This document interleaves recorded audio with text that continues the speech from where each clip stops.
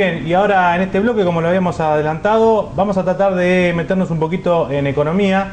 Ustedes saben las últimas novedades, lo que tiene que ver con la cuestión macroeconómica, están prácticamente asignadas por lo que es el tema del dólar, la inflación y otros temas que, si bien son elementos que se analizan a nivel nacional, nosotros siempre tratamos de trasladarlo a la provincia para ver cuál podría llegar a ser el impacto en una economía que está, por supuesto, absolutamente ligada, vinculada y atada a lo que ocurre a nivel macro. Por eso hemos invitado en este bloque al economista Martín Tetaz, docente de la Universidad Nacional de La Plata, docente de la Universidad del Oeste de la provincia de Buenos Aires, la UNOVA, quien gentilmente se ha acercado a nuestro estudio. Muy buenas noches, ¿cómo te va? Hola Fabián, ¿qué tal? ¿Cómo están? Bueno, muy bien, ahí está más o menos planteado, Martín, el tema.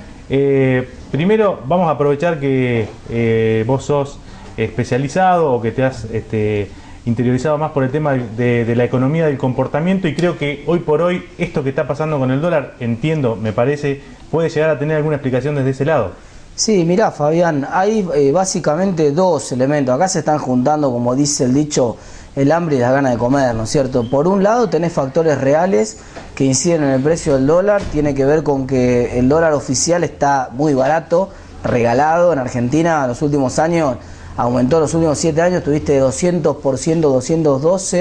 212% de inflación. Para que la gente, es un número tan grande que para que la gente lo entienda, en 10 años. Mirá, en 7 años, los últimos 7 años, para que la gente lo entienda, esto es como algo que salía 100 pesos, hoy sale 312, ¿no es cierto? Entonces, claro, subió todo, subió la cuota del colegio de los chicos, la carne, el auto, lo que quieras, todo lo que quieras subió, y entonces lo único que subió poquito o nada es el dólar en este tiempo. Y entonces, claro, el dólar oficial está muy barato y el gobierno tiene que forzar el cepo, porque si no la gente se lo saca de las manos a ese precio, y entonces quedan muy poquitos dólares por afuera del cepo oficial que formó el gobierno, prácticamente un 10% del mercado nada más queda por afuera. Entonces, claro, la gente presiona, cuando aparece un poco de incertidumbre, presiona sobre ese dólar, ese segmento escaso, y lo lleva al valor que estuvimos viendo esta semana, alrededor de los 10 pesos. Ahora, por otro lado está el factor psicológico, esto que decías vos. Evidentemente, sí, la gente toma el dólar como referencia de cómo le está yendo a la economía. En general, funciona como una especie de termómetro. Entonces, claro, por un lado, cuando a la economía le va mal, porque la economía realmente se está parando, estamos en el cuarto trimestre consecutivo que el producto industrial cae, es técnicamente una recesión.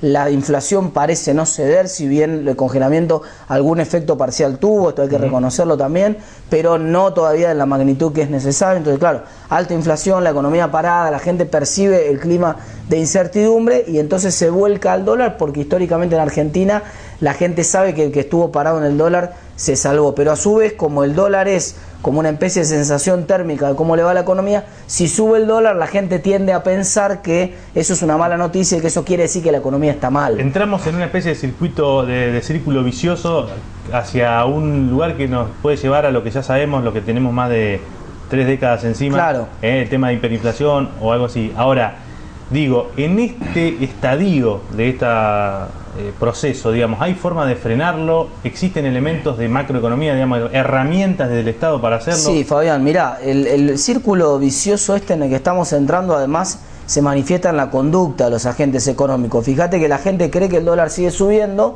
entonces como la gente tiene esa visión, se vuelca masivamente a comprar dólares, y eso obviamente genera lo que se llama una profecía autocumplida, es decir, termina subiendo efectivamente más porque la gente se volcó por esta idea a comprar el dólar. Entonces esto realmente no termina bien, no hay manera de que termine bien, salvo que se resuelva el problema de fondo, porque acá fíjate que lo que estás viendo en todos los medios es una dicotomía, un debate muy fuerte. Hay la mitad de los economistas, o más de la mitad en realidad, diciendo acá hay que devaluar, y otro conjunto de economistas por ahí más cercano al gobierno diciendo no, acá no hagan olas. Y en realidad el problema es que en el gobierno están en lo cierto en parte. O sea, vos no podés devaluar en esta situación, porque si no resolvés el problema de fondo, que es el problema de la inflación, vas a tener vas a devaluar ahora y dentro de 6 meses me vas a invitar de vuelta al programa para hablar de si no hay que devaluar de vuelta. Entonces, hay que resolver acá la clave para salir de este atolladero. Primero, resolver el problema de la inflación, sí o sí. Tenés que volver a tener una inflación por debajo de la que tiene Brasil. Brasil está con una inflación en estos momentos de 6%. Necesitamos que Argentina converja a niveles inflacionarios más bajos que los de Brasil. Una vez que eso suceda, entonces podés desarmar el cepo.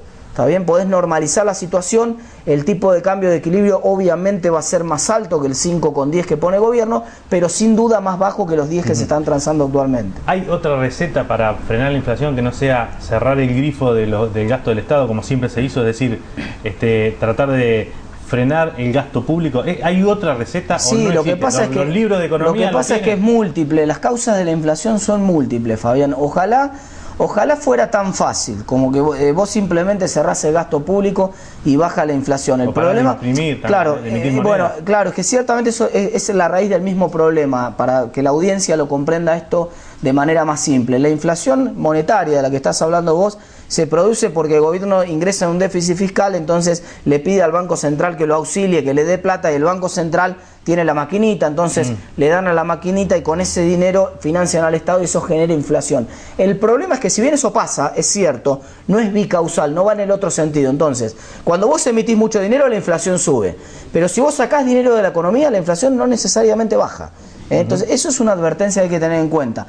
Por supuesto hay que frenar los niveles de emisión para que no siga subiendo, claro, pero eso no te garantiza que vos la logres bajar automáticamente. Ahora la pregunta es, ¿cómo hacemos para bajar la inflación sin necesariamente generar un congelamiento de la economía? Bueno, la primera es una cuestión de expectativas. Hoy por hoy en la gente, si vos haces, hay una encuesta que se llama encuesta de inflación que hace la Universidad de Itela de expectativas, la gente cree que la inflación es del 30% y que no va a bajar. Y eso es lo que cree todo el mundo. Entonces, va a ser eso. Y bueno, entonces, si todo el mundo está convencido de eso, va a ser eso por profecía autocumplida.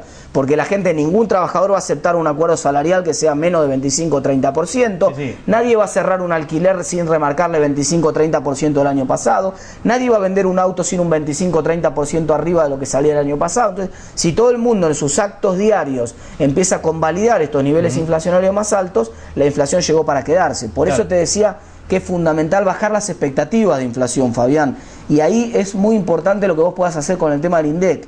Tenés que sincerar el tema del INDEC, tenés que resolverlo, tenés que volver a normalizarlo, porque hoy un problema importante es que ciertamente la gente no sabe cuánto es la inflación. La anécdota de Lorenzino el otro día, el ministro de Economía, diciendo me quiero ir, eso fue lo gracioso de la anécdota, pero lo que vino antes es que la persona esta, la periodista griega que lo entrevistó, le preguntó cuánto era la inflación y el ministro de Economía no sabía ni siquiera cuánto era el dibujo del INDEC, ya no sabía cuánto era la inflación. Entonces, nadie sabe cuánto están aumentando los precios en la economía, eso genera mucha incertidumbre. Claro, sobre el tema de las expectativas, digo, esto de no querer hablar o de eludir cualquier tipo de comentario vinculado al tema, digamos, para el tema de la expectativa no ayuda para nada. No, es peor, eso es lo peor que podés hacer. Mirá, por ejemplo, cuando la presidenta dijo acá no hay cepo, acá lo que hay es una política de administración de las divisas, me hizo acordar a cuando Cavallo en el medio del corralito dijo acá no hay corralito, acá lo que hay es una restricción temporaria al retiro de depósitos.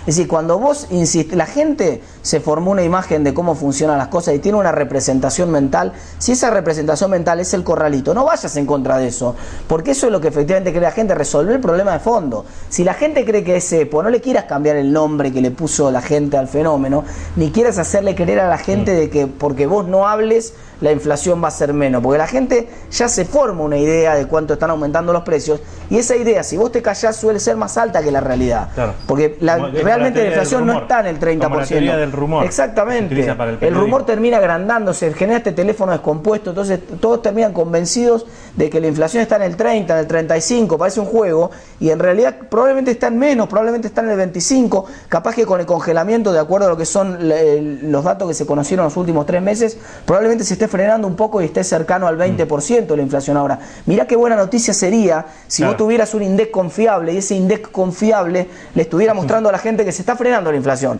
que no es más 25, que fue 20 en los últimos 3 meses. Entonces la gente diría, bueno, hay alguna expectativa de que esto se pueda controlar. Claro, Martín, hace nada más que unos días hablábamos de estas cuestiones, pero más vinculadas con la provincia de Buenos Aires, los problemas financieros, los problemas para ejecutar el presupuesto. Digo, ¿cómo crees vos que toda esta cuestión impacta en el territorio bonaerense, con los números que tiene la provincia, con las dificultades que tiene la provincia? Mirá, esto es muy importante la pregunta que me haces, porque lo que vimos últimamente, sobre todo a partir de las inundaciones que se hicieron en La Plata, es que buena parte de lo que es el gasto público de las administraciones provinciales y municipales también son, por ejemplo, obras de infraestructura que normalmente hay que financiar con deuda.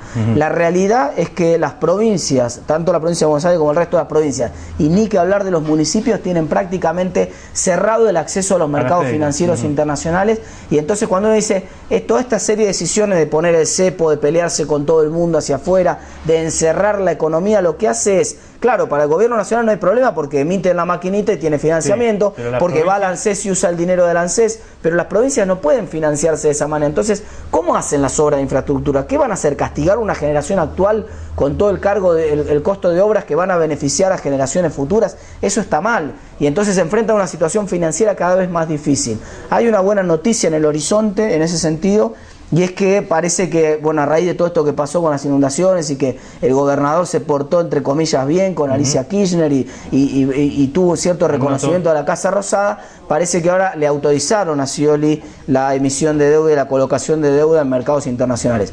Está la autorización, hay que ver si alguien afuera compra papeles de la provincia de Buenos Aires. Ese es un dilema que, a medida que la situación económica empeora, que el acceso a los dólares empeora, obviamente es más difícil, porque yo no te voy a comprar... Te van a cobrar tasa más alta. Exactamente, Incluso, ¿no? te va a encarecer mucho el acceso al crédito, además los dólares, los bonos esos, me los vas a tener que emitir en dólares y me vas a tener que garantizar de que cuando me pagues esos bonos, yo voy a poder sacar los dólares del país, porque si no nadie va a entrar absolutamente ningún dólar acá. Entonces, la situación financiera complicada del nivel nacional termina repercutiendo, termina complicando más las finanzas hacia abajo. Y el segundo elemento que te quiero aportar, Fabián, es que esta situación del blue a 10 pesos, que muchos preguntan, alguien dijo, esto es algo que no tiene ningún impacto en la economía, no le pasa, no, guarda, porque acá hay muchos inversores que lamentablemente volvieron a la época de la bicicleta financiera. Se dan cuenta de que apostando al dólar blue ganan lo que no pueden ganar en ninguna inversión productiva. Claro. Y eso es terrible,